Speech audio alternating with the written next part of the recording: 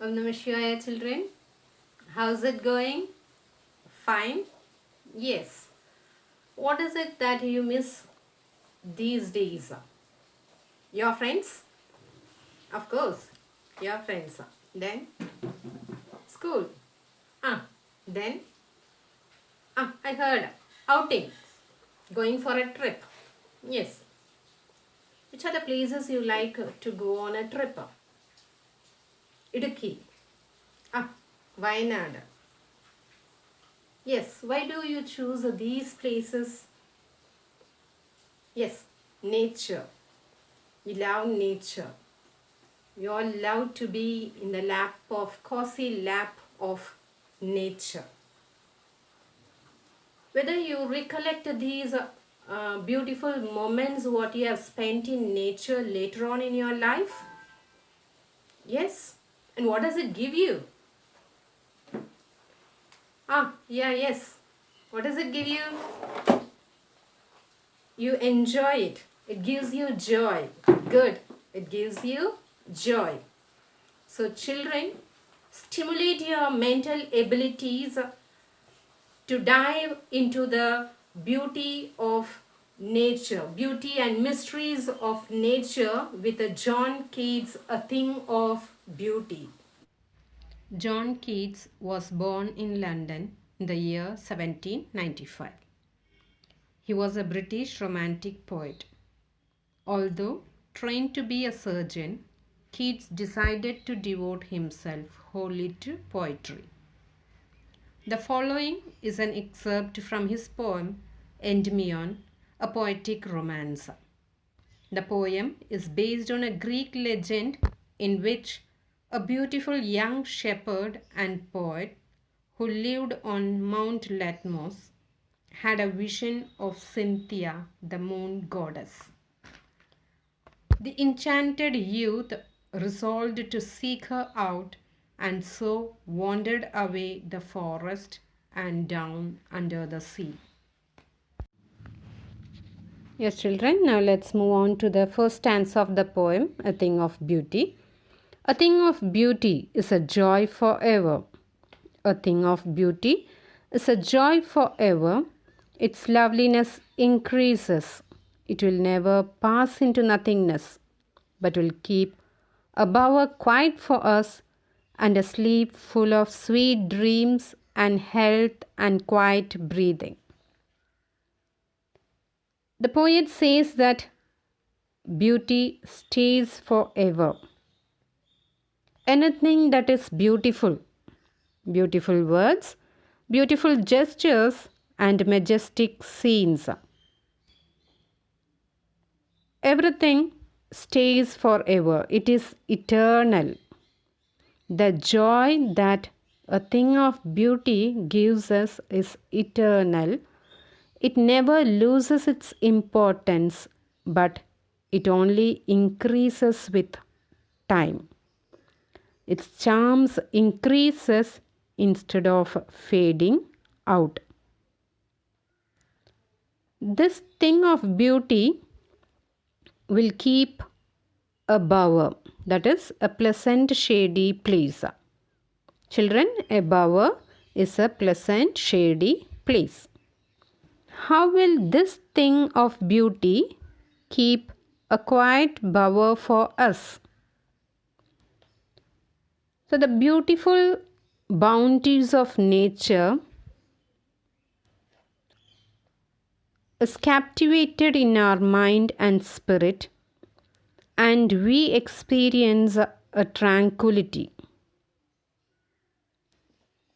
It serves as a quiet bower, a pleasant shady place for us, not only from the rain and the hot sun, but from the ugly side of life.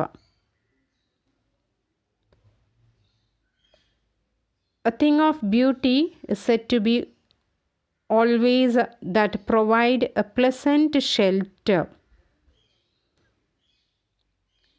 where we will always remain peaceful and comfortable.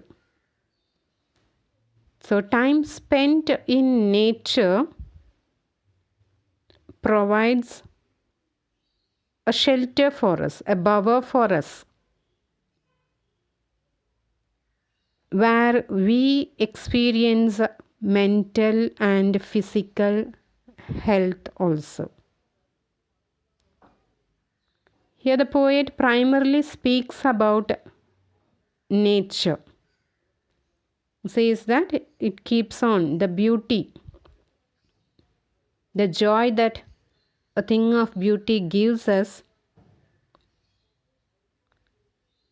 is eternal. It never goes off with the passing time, but it keeps on increasing only.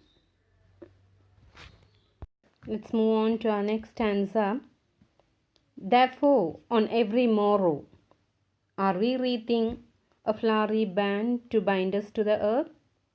Spite of despondence, of the inhuman dearth, of noble natures, of the gloomy days, of all the unhealthy and o'er-darkened ways, made for searching, yes, in spite of all, some shape of beauty moves away the pall from our dark spirits. So let's see some of the new words and their meanings from this stanza. Morrow, yes, morning. And despondence, disappointment or depression. Inhuman is against human values. And dearth is lack. Pall is a covering. So the poet says, on every morrow, that is every morning, are we connecting ourselves to nature? Are we strengthening our bond with Mother Earth? So like a flowery band, weaving like a wreath, encircle, weaving like a wreath. Are we weaving like a wreath to bind ourselves to the earth? So poet urges us to strengthen our bond with nature, with the cosmos, or with Mother Earth. So spite of despondence, the word spite, it's said to be a poetic contraction.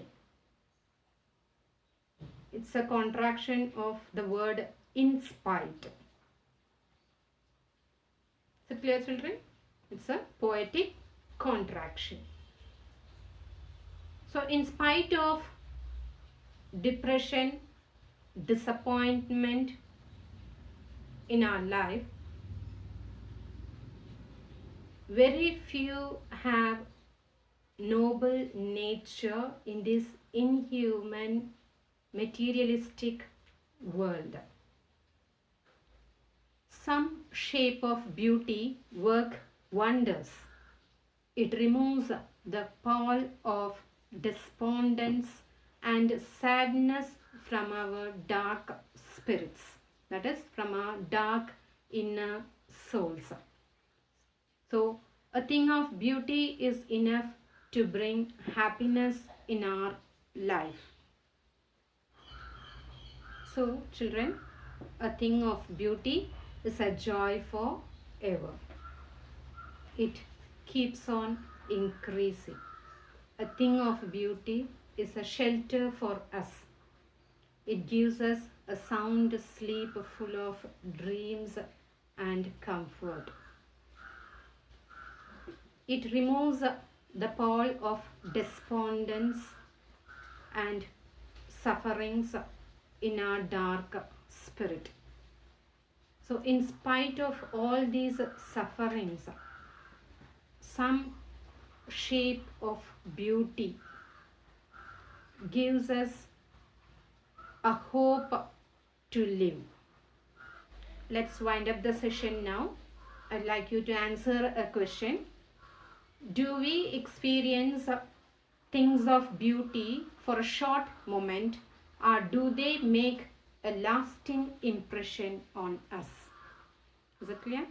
Do we experience things of beauty for a short moment, or do they have a lasting impression on us? Thank you, children.